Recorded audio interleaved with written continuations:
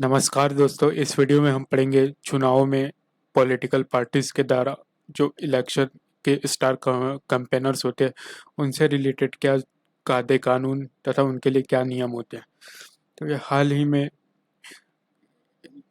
Election commission of India ने कांग्रेस के leader Kamal Nath को पार्टी के स्टार कैंपेनर्स की लिस्ट से हटा दिया है। तो ये है कमलनाथ, जो कि मध्य प्रदेश के फॉर्मर चीफ मिनिस्टर हुआ करते थे। तो स्टार कैंपेनर्स को नॉमिनेट किया जाता है पॉलिटिकल पार्टीज के द्वारा कैंपेन करने के लिए, तथा ये हर एक कंस्टिट्यूएंसी में कौन से स्टार कैंपेनर्स होंगे यह उन्हें सूचित करना होता है इलेक्शन कमीशन ऑफ इंडिया को। तथा representation of people act ROPA 1951 के सेक्शन 71(1) के अनुसार जो किसी भी पॉलिटिकल पार्टीज के जो स्टार कैंपेनर्स रहते हैं उनकी लिस्ट को उन्हें इलेक्शन की नोटिफिकेशन के एक हफ्ते के अंतर्गत चीफ इलेक्टोरल ऑफिसर एवं chief election commission of India को नोटिफाई करना होता है। तो फिलहाल किसी भी रिकॉग्नाइज पार्टी के पास एक मैक्सिमम लिमिट है कि वे 40 स्टार कैंपेनर्स रख सकते हैं।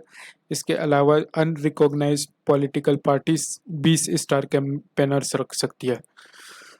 तो उनके कैंपेनिंग के दौरान जो भी खर्चे एक्सपेंडिचर आता है वह किसी कैंडिडेट के इलेक्शन एक्सपेंडिचर पे ऐड नहीं होता, अर्थात वो पॉलिटिकल पार्टी के इलेक्शन एक्सपेंडिचर पे ऐड होगा, ना कि किसी पर्टिकुलर कैंडिडेट के जिसकी कॉन्स्टिट्यूएंसी में स्टार कैंपेनर कैंपेन कर रहे हैं। हालांकि ये तभी लागू होगा जब वो स्टार कैंपेनर सिर्फ अपने जो इलेक्शन है उससे रिलेटेड रैली कर में सम्मिलित हो। अगर वो उससे बढ़कर किसी आगे कुछ और प्रमोशन करने लगता है किसी कैंडिडेट की, तो उस केस में सारा एक्सपेंडिचर खुद उस कैंडिडेट को ही देना पड़ेगा।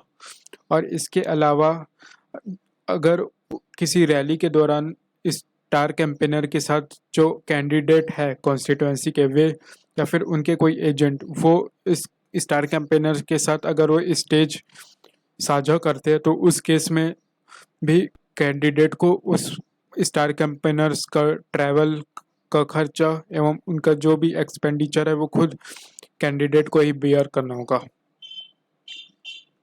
फिर हाल ही में कोविड-19 पैंडेमिक के दौरान इलेक्शन कमीशन ऑफ इंडिया ने स्टार कैंपेनर्स को लेके कुछ नियमों को दोहराया है। तो उन्होंने जो रिकॉग्नाइज नेशनल पॉलिटिकल पार्टी से होती थी उनमें maximum number of star campaigners की संख्या घटाकर 40 से 30 कर दी, तथा अनरिकॉग्नाइज रजिस्टर्ड पॉलिटिकल पार्टीज के लिए इसे घटाकर 20 से 15 कर दिया गया। और इसके अलावा जो हमने देखा था रिप्रेजेंटेशन ऑफ पीपल एक्ट 1951 के सेक्शन 71(1) के अंतर्गत इलेक्शन नोटिफिकेशन के एक हफ्ते के दौरान स्टार कैंपेनर की list election commission of India एवं चीफ इलेक्टोरल ऑफिसर्स को जो हमें जमा करनी होती थी उसे 7 दिन से बढ़ा के 10 दिन कर दिया गया है। तो ये थे कुछ नियम। धन्यवाद।